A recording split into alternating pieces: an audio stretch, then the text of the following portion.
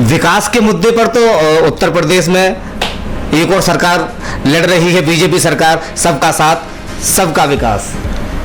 वो भी इसी मुद्दे पर लड़ रही है और इसी मुद्दे पर आप लड़ेंगे। नहीं तो खास बात कि युवाओं को 1 लाख नौकरियां दी जाएंगी। अच्छा लक्ष्मी धनगर जी, मैं आपसे एक बात और पूछना चाहूंगा कि उत्तर प्रदेश की जो जनसंख्या है लगभग 22 करोड़ की जनसंख्या है और 22 करोड़ में 1 लाख नौकरियां कहां दिखेंगी वो। नमस्कार, आप देख रहे हैं अवतार न्यूज और आज अवतार न्यूज आ पहुंचा है लक्ष्मी धनगर के पास। लक्ष्मी धनगर इस समय छर्रा से विधानसभा टिकट के लिए दावेदार भी हैं और मैं पूछना चाहूंगा कि क्या क्या प्राथमिकता रहेंगी समाजवादी पार्टी की और 2022 में अगर चुनाव जीतती हैं तो। जी नमस्कार, सबसे पहले आपका आभार व्यक्त करती हूँ। समाजवादी पार्टी युवाओं के लिए 1 लाख नौकरी की योजना है, 1 करोड़ महिलाओं की पेंशन की योजना है, 300 यूनिट बिजली फ्री की योजना है। उन्होंने पहले भी अपने शासनकाल में काफी सारी योजनाएं, इस बार प्राथमिकता युवाओं को सबसे पहले दिए 1 लाख युवाओं को। देखिए लक्ष्मी धनगर जी ने कहा है कि युवाओं को 1 लाख नौकरियां दी जाएंगी। अच्छा लक्ष्मी धनगर जी, मैं आपसे एक बात और पूछना चाहूंगा कि उत्तर प्रदेश की जो जनसंख्या है लगभग 22 करोड़ की जनसंख्या है और 22 करोड़ में 1 लाख नौकरियां कहां दिखेंगी वो।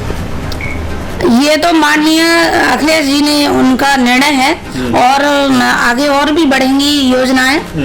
ये तो शुरुआत है और पहले भी रोजगार के लिए काम किए हैं, विधवा पेंशन है और अभी 1 करोड़ महिलाओं को पेंशन योजना का आह्वान किया है। उन्होंने कहा है कि सपा सरकार बनती है तो 1 करोड़ महिलाओं को पेंशन, 300 यूनिट बिजली फ्री। हाँ देखिए सबसे बड़ी बात यह है कि 300 यूनिट बिजली फ्री। अच्छा 300 यूनिट बिजली केवल वही लोग खर्च कर पाते हैं जो गरीब तबके के लोग होते हैं, जो गरीब परिवार से आते हैं, क्योंकि 300 यूनिट बिजली केवल वही लोग खर्च कर पाते हैं जो गरीब तबके के होते हैं। कहीं ना कहीं गरीबों के लिए ये एक सराहनीय कदम रहेगा।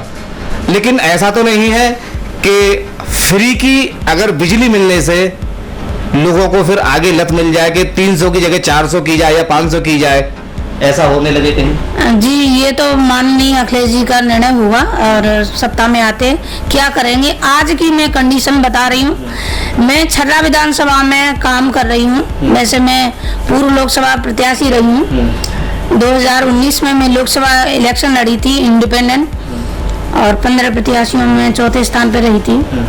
उसके बाद मैं छर्रा विधानसभा पे तैयारी कर रही हूँ।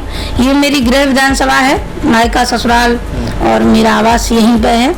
इस विधानसभा में 445 के करीब गांव हैं।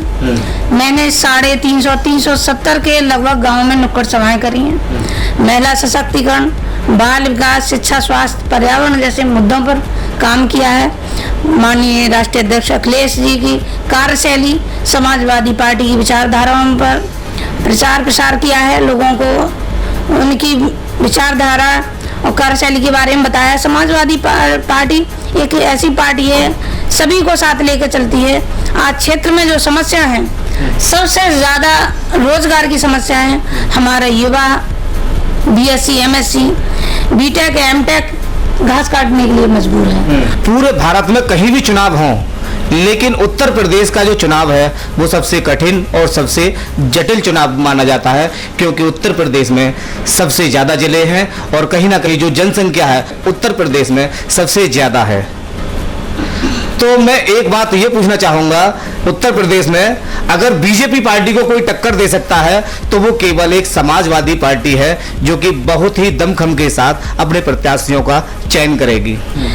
जो प्रदेश में मुख्यमंत्री बने हैं अभी, न उनका परिवार है, न उनके पास बेटी है, न उनके पास बेटा है, तो वो न बेटे का दर्द जानते हैं कि बेरोजगार जिसका युवा बेटा घूम रहा है उसका दर्द क्या होता है, परिवार कैसे चलता है, और न जिनके पास बेटी हो उनको पता चलता है कि बेटियों की सुरक्षा की कितनी बड़ी जिम्मेदारी होती है और किस तरह से एक भय के साये में माँ बाप रहते हैं जिनकी बेटियां बाहर निकलती हैं।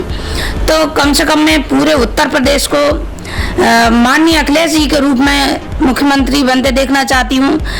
और माननीय अखिलेश जी तो उनमें हर एक अच्छी क्वालिटी है जो मुख्यमंत्री में होनी चाहिए। आपने कहा है कि अखिलेश जी के अंदर काफ़ी खूबियां हैं, तो कहीं ना कहीं एक खूबी जो मेरे लिए जो एक तकलीफ बनी थी उस समय पर, जब उत्तर प्रदेश में अखिलेश जी की जब सरकार थी, जब आवास को छोड़ने की जब बात कही थी उत्तर प्रदेश में, योगी जी ने कहा था कि जिन जिन के पास जो आवास है सरकारी वो सब छोड़े जाएंगे।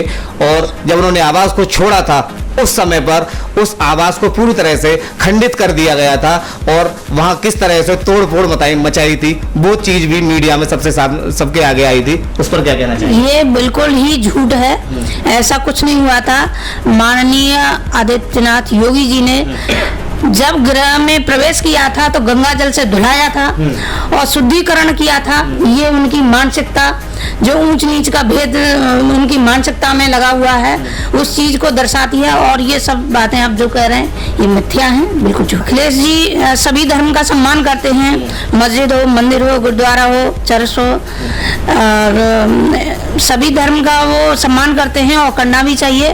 उनका मुद्दा होगा विकास का, रोजगार का और बेटियों की सुरक्षा का, और स्वास्थ्य, रोजगार, सुरक्षा, ये मेन मुद्दे रहेंगे जी। अच्छा, विकास के मुद्दे पर तो उत्तर प्रदेश में एक और सरकार लड़ रही है, बीजेपी सरकार, सबका साथ सबका विकास, वो भी इसी मुद्दे पर लड़ रही है और इसी मुद्दे पर आप लड़ेंगे? नहीं, खास बात ये है कि केवल और केवल बीजेपी का विकास हो रहा है। आप कहाँ देखिए, सबसे पहले शिक्षा ध्वस्त, शिक्षा बिल्कुल ही खत्म कर दी गई है।